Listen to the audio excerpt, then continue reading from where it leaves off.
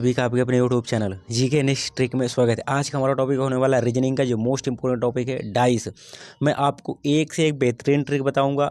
ये हमारा पहला वीडियो, इसमें बेसिक देखेंगे और नियम समझेंगे। डाइस क्या है, डाइस में कौन कौन से नियम होते हैं। ये क्लास मोस्ट इंपॉर्टेंट है लेने के लिए, डाइस स्टार्ट करने में। सबसे पहले हम डाइस के बारे में जानते हैं कि डाइस है क्या।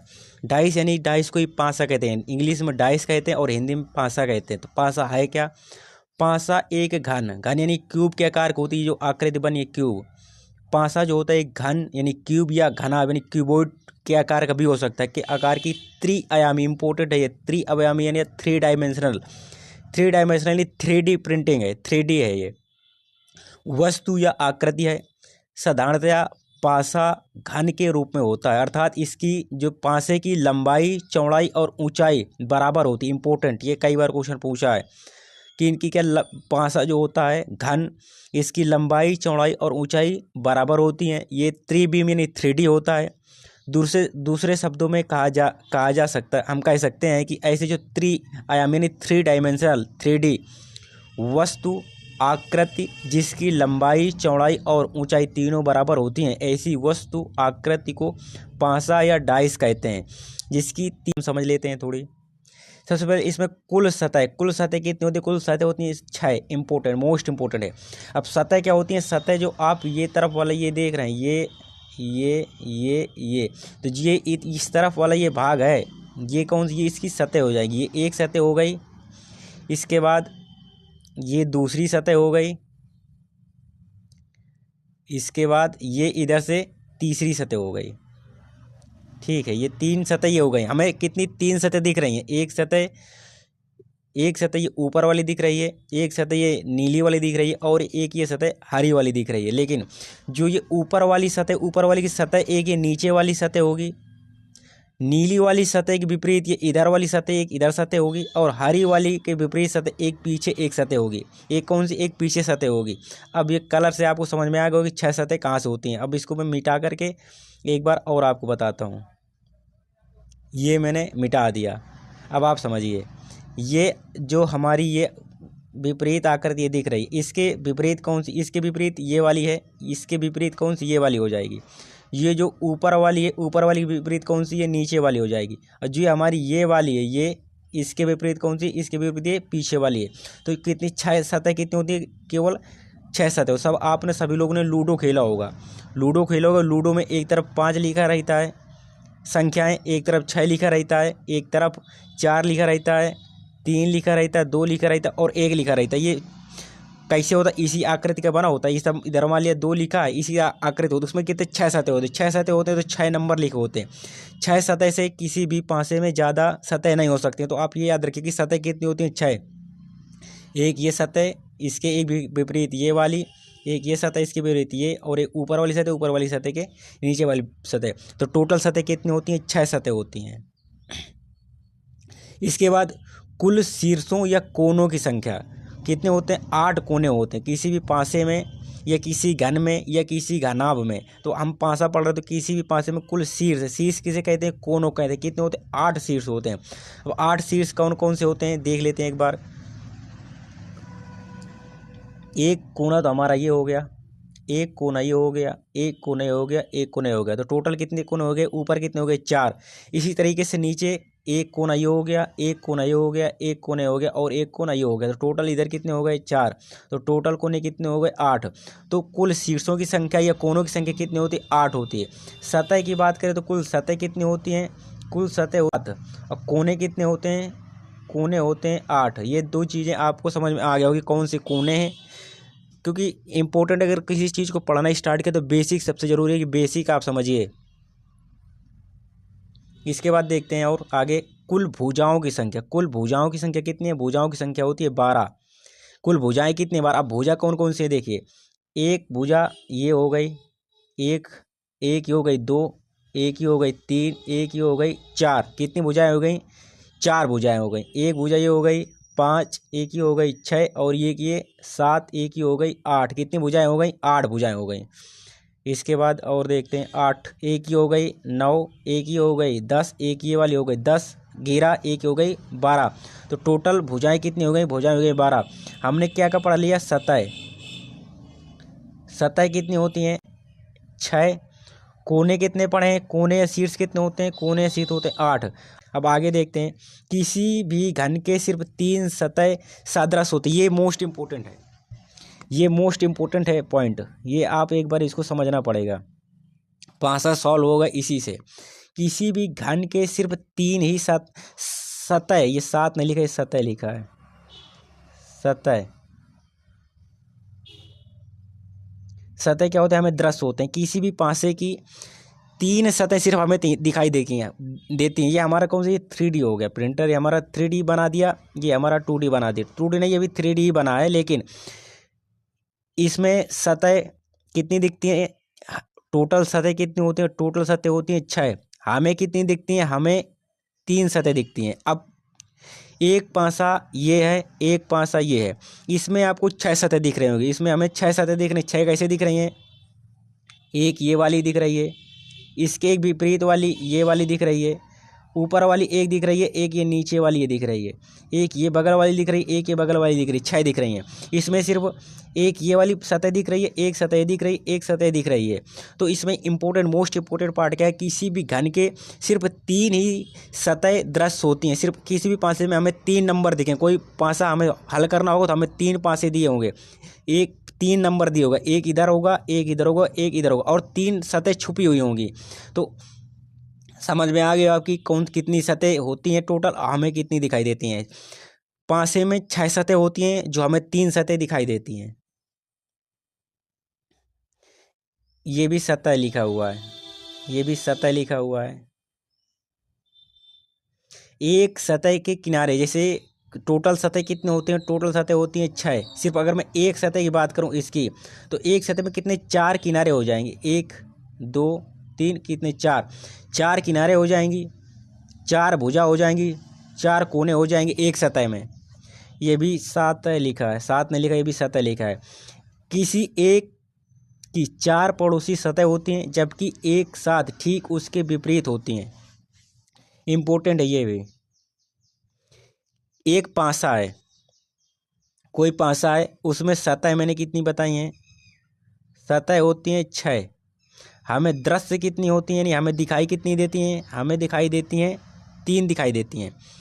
और उसके अब इम्पोर्टेंट फैक्ट आप ये समझिए कि कोई पासा है, मैंने कहा ये पासा, इसको मैंने 6 नंबर दे दिया, इसको मैंने 2 दे दिया, इसको 1 दे दिया।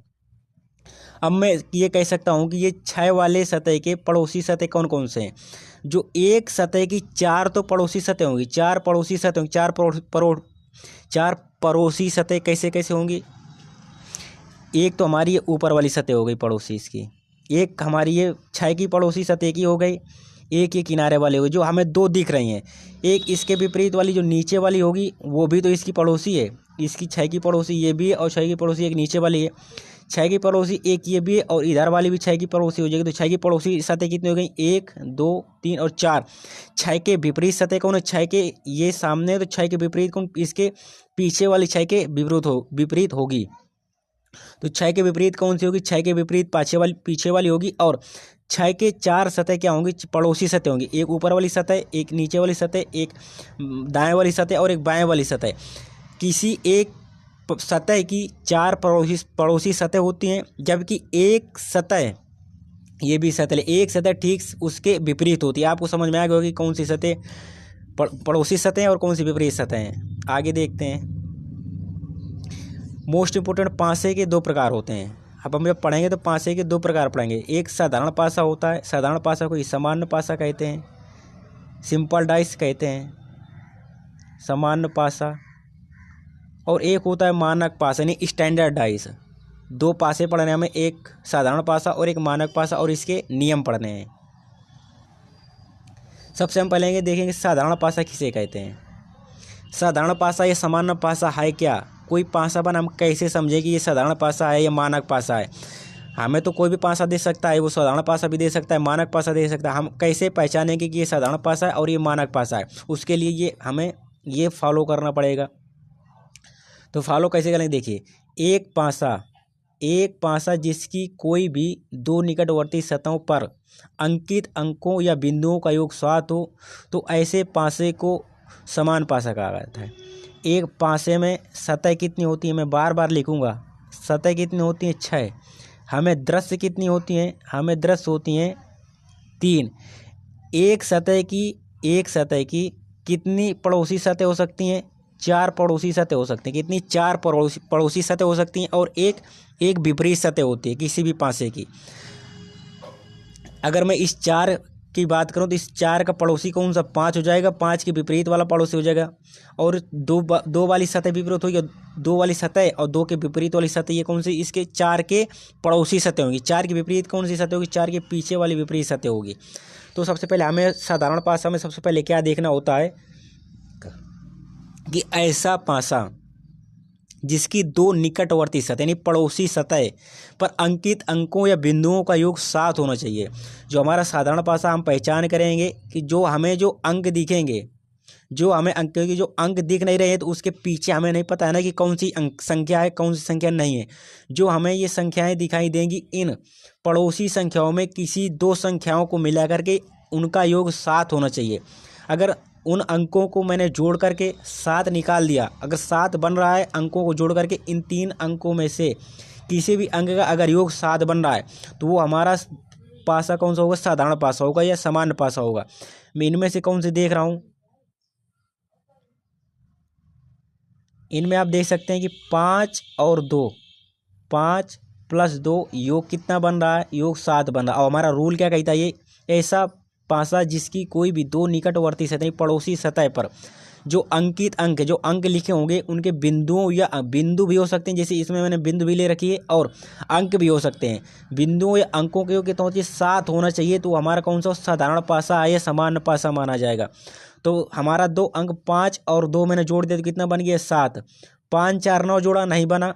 4 2 6 नहीं बढ़ा। 5 और जहाँ 2 जोड़ा वहाँ तुरंत 7 निकल आ गया। तो मैं इससे क्या समझ जाऊँ कि हमारा पासा कौन सा है, साधारण पासा है। इसी तरह के इसमें 5 बिंदुएं हैं और 2 बिंदुएं हैं, तो हमारे ये दोनों कैसे पासा हैं, ये दोनों हमारे साधारण पासा हो गए। साधारण पासा में आपको मूल मंत्र याद रखना है कि ऐसा पासा जिसकी 2 सतह, 2 पड़ोसी सतह, 2 विपरीत सतह नहीं, 2 पड़ोसी, किन्हीं 2 पड़ोसी सतहों के अंकों का योग 7 होना चाहिए। जिसमें भी अंकों का योग 7 बन गया, जिस पासे में भी, वो हमारा पासा कौन सा हो जाएगा, साधारण पासा हो जाएगा।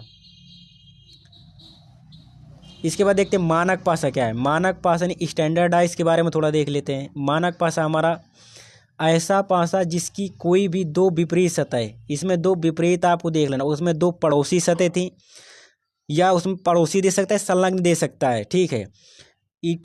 मानक पासा में ऐसा पासा जिसकी 2 विपरीत फलकों या सतहों पर अंकित अंकों या बिंदुओं का योग 7 होता है, ऐसे पासे को मानक पासा कहते हैं। एक बार आप थ्योरी, जो मैंने ये रूल लिख रखा है, एक बार आप रूल को पढ़िए खुद से, फिर मैं बता रहा हूँ आपको, अब समझिए आप। ऐसा पासा जिसके भी 2 विपरीत, इसमें पड़ोसी चल रहा था, आपको मैं ये भी दिखाऊंगा। साधारण पासा में क्या था, ऐसा पासा जिसकी 2 निकटवर्ती सतह, जो निकटवर्ती सतह या पड़ोसी सतह पर अंकित अंकों या बिंदुओं का योग 7 हो। कितना, योग 7 होना चाहिए साधारण पासा में। और मानक पासा में क्या है, मानक पासा में ऐसा पासा जिसके किसी भी 2 विपरीत, क्या है, 2 विपरीत फलकों या सतहों पर अंकित अंकों या बिंदुओं का योग 7 होना चाहिए। तो ऐसे पासे को मानक पासा कहते हैं। आप समझिए, जो साधारण पासा है ये मैंने बना दिया एक डाइस समझाने के लिए आपको। इसमें मैंने लिख लिया 2 5 3, एक ये पासा बना दिया मैंने, 4 5 और 1। अगर इन दोनों पासों में जिन भी संख्या का विपरीत नहीं मैं कह रहा, जिनकी भी जो पड़ोसी सतह हैं, उनके पड़ोसी सतहों का अंकों का योग अगर 7 बन गया तो वो पासा हमारा कौन सा हो जाएगा, साधारण पासा। अब इन अंकों को 2 की जोड़िए, 5 3 8, 7 नहीं बना। 3 2 5, 7 नहीं बना। और जहाँ ही मैंने 5 और 2 7 जोड़ा, 2 पड़ोसी सतह के अंकों का योग जहाँ भी 7 बन जाएगा तो हमारा साधारण पासा हो जाएगा। तो ये हमारा कौन सा, ये हमारा साधारण पासा है। अब नीचे वाले में देखूंगा मैं, 4 और 5 कितना हो जाएगा, 9, 5 1 6, 4 1 5, क्या इनके नहीं बना। अगर सतह, पड़ोसी सतह के अंकों का योग 7 नहीं बन रहा तो हमारा कौन सा डाइस हो जाएगा, वो हमारा डाइस हो जाएगा मानक पासा हो जाएगा। इनके मानक पासा में मौजूद विपरीत फलकों या सतहों पर अंकित बिंदुओं का योग 7 हो। जैसे अगर मैं कह दूं 2 का विपरीत क्या है, 2 का विपरीत मैं करूंगा जो 5 बन जाए उस संख्या से 2 लिख दिया। अगर मैं 2 में 5 जोड़ दूंगा तो कितना 7 बन जाएगा। तो 2 का विपरीत कौन सा हो जाएगा 5। 6 का विपरीत कौन सा हो जाएगा 6 में अगर मैं 1 जोड़ दूंगा तो 7 बन जाएगा। तो 6 का विपरीत कौन सा हो जाएगा 1। 4 का विपरीत कौन सा हो जाएगा 4 का विपरीत अगर मैं 3 लिख दूं 4 3 कितना हो जाएगा 7। क्योंकि ये कह रहा है ना कि जो ऐसा पासा जिसके जो विपरीत सतहों या फलकों पर अंकित अंकों या बिंदुओं का योग 7 होता है, ऐसे पासे को मानक पासा कहते हैं। तो अगर इनके 2 का विपरीत में मान लिया कि 5 है तो विपरीत का योग कितना होना चाहिए 7। तो 5 2 7, 2 का विपरीत कितना हो जाएगा 5। मानक पासे में विपरीत निकालना बहुत आसान होता है इस वजह से, क्योंकि इसके क्या विपरीत अंकों का योग 7 होता है। इस वजह से आपको उम्मीद है मैं समझ गया होगा मानक पासा और साधारण पासा क्या है। अगर एक बार ना समझ में आए तो एक बार पुनः आप वीडियो देखिए, दोबारा तो समझ में आ ही जाएगा। इसके बाद क्वेश्चन करेंगे तो क्वेश्चन में तो और समझ में आएगा। नीचे एक पासे की एक स्थिति दी गई है, अंक 1 के विपरीत सतह पर कौन सा अंक होगा, हमें 1 के विपरीत बताना है। अंक हमारा जो 1 लिखा 1 के विपरीत बताना है।